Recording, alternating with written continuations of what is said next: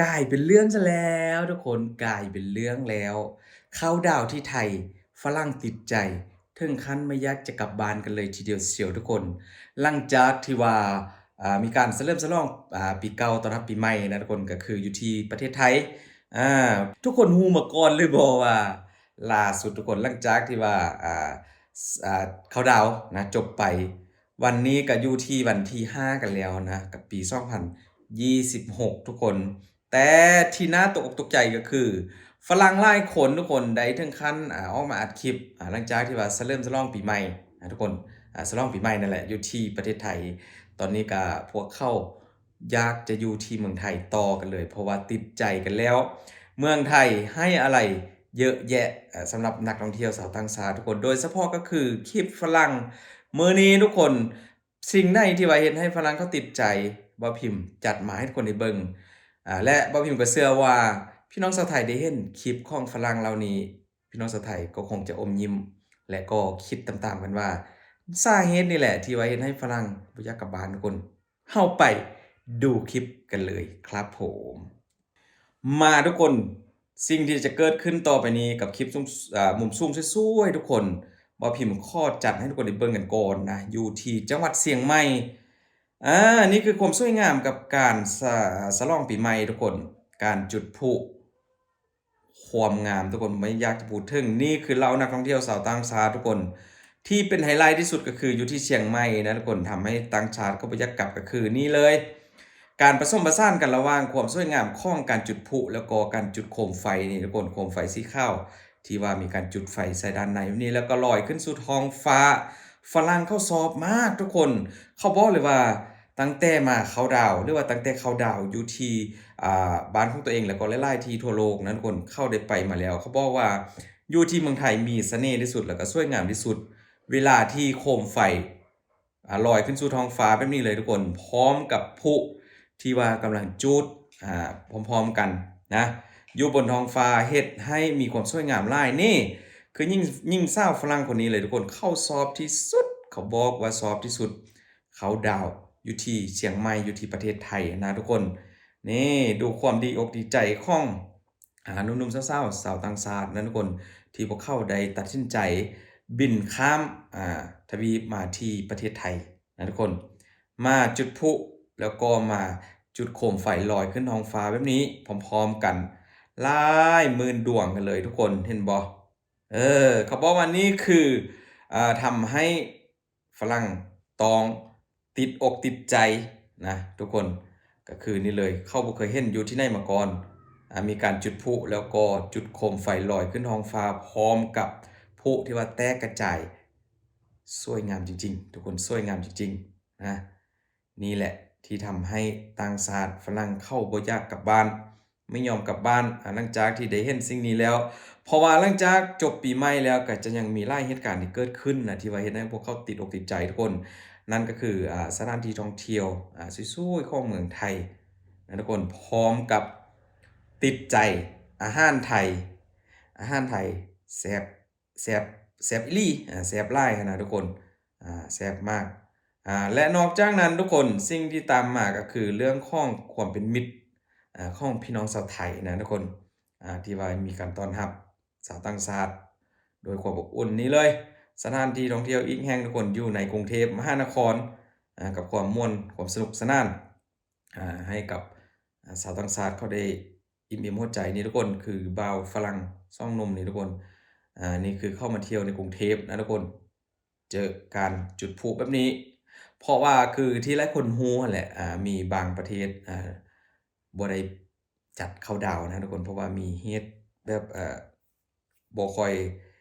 ดีต่อสภาพจิตใจของบ้านเมืองหั้นแหละนะทุกคนเขาก็เลยว่าตัดสินใจมาเที่ยวที่เมืองไทยนี่เลยความเป็นมิตรทุกคนคนไทยเขาเต้น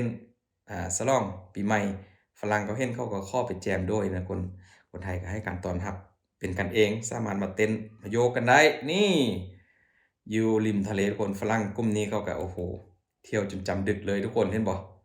จนถึงดึกเลยก็ทักทายพี่น้องชาวไทยอยู่ข้างถนนนะแต่ละคนเป็นมิตรหลายเฮ็ดให้พวกเขาซอบแล้วก็อยากจะอยู่ต่อหลังจากจบปีใหม่บ่ยอมกลับกันทุกคนนะนี่ก็อาจจะเป็นอีกตึมหลายๆคลิปที่รวบรวมมาให้ทุกคนได้เบิ่งนะหลังจากที่ว่า เหตุการณ์ที่ว่าฉลองปีใหม่ผ่านพ้นไป อืมแต่ทำให้ฝรั่งติดอกติดใจไม่อยากกลับบ้านอะนะทุกคนไม่อยากกลับบ้านนี่มือถือที่ทุกคนได้เห็นนี่หลักๆก็จะเป็นมือถือชาวต่างชาตินะทุกคนบ่ว่าจะเป็นเอเชียเอเชียก็มีทุกคนมีจีนมีญี่ปุ่นนี่มาดูคู่รักคู่นี้ทุกคนชาวต่างชาติคู่นี้จุดโคมไฟพร้อมกันนะโอ้โฮสวยงามหลายทุกคนลอยขึ้นสู่ท้องฟ้าอันนี้คือหนึ่งเดียวในประเทศไทยและก็จะเป็นหนึ่งเดียวที่เฮ็ดให้คนทั้งโลกต้องอึ้งทึ่งไปพร้อมๆกันทุกคนอยู่ที่เชียงใหม่บ่พิมพ์ว่าสวยงามหลายทุกคนอยู่ที่เชียงใหม่นี่คือหนุ่มฝรั่งคนนี้เลยทุกคนหลังจากจบปีใหม่แล้ว4วัน5วันเขาบ่ยอมกลับเขาบอกว่าขออยู่ต่อก็แล้วกันติดใจเมืองไทยซะแล้วเอออาความน่ารักทุกคนเกิดขึ้นอยู่ที่งานจุดพลุแล้วก็งานจุดโคมไฟอยู่ที่เชียงใหม่หลายคู่ก็ถึงขั้นอ่าขอแต่งงานกันก็มีนะทุกคนอยู่ที่งานเชียงใหม่ในครั้งนี้ทุกคนนี้เลยหนุ่มๆสาวฝรั่งนะทุกคนแต่ละคนก็แต่งตัวเหมือนกับใส่สุดราตรีสุดหล่อๆสุดสุภาพมาเที่ยวกันนี่ว้าวทุกคนฝรั่งน้ำตาสีฟ้าทุกคนสวยมากนะทุกคนอย่าว่าแต่ฝรั่งเลยทุกคนบ่พิมพ์ได้เห็นคลิปอยู่ที่เชียงใหม่แล้วก็อยู่ที่กรุงเทพนะทุกคนโดยเฉพาะเป็นอยู่ที่เชียงใหม่แหละสวยสุดสวยสุดบ่พิมพ์ชอบมากทุกคนถ้าเป็นบ่พิมพ์ก็คงจะลงไล่คือกันนะหลังจากจบหลังจากจบการฉลองก็คงจะอยู่ต่อขอเที่ยวต่อก่อนทุกคนนี่ภาพมุมไกลๆทุกคนอันนี้เกิดขึ้นอยู่ที่เชียงใหม่นะทุกคนสวยมากบ่พิมพ์ขอทักทายสบายดีพี่น้องชาวเชียงใหม่หมดเด้อหมดสุผู้สุคนเด้อทุกคนเห็นบ่โอ้โฮสวยมากทุกคนพลุแล้วก็ที่เป็นเม็ดเล็กๆเป็นไฟที่ว่าลอยขึ้นเยอะๆนะทุกคนนั่นก็คือโคมไฟที่ว่ามีพี่น้องชาวไทยแล้วก็ชาวต่างชาติฝรั่งเข้าช่วยกันจุดนะจุดแล้วก็ลอยขึ้นท้องฟ้าพร้อมกันทุกคนมันเป็นหยังที่ว่าหาดูที่ไหนไม่ได้อีกแล้วนี่ทุกคนเห็นบ่การปล่อยโคมไฟแบบนี้เลยแล้วก็จุดพลุขึ้นพร้อมกันถือว่ามันเป็นหยังที่ว่าเฮ็ดให้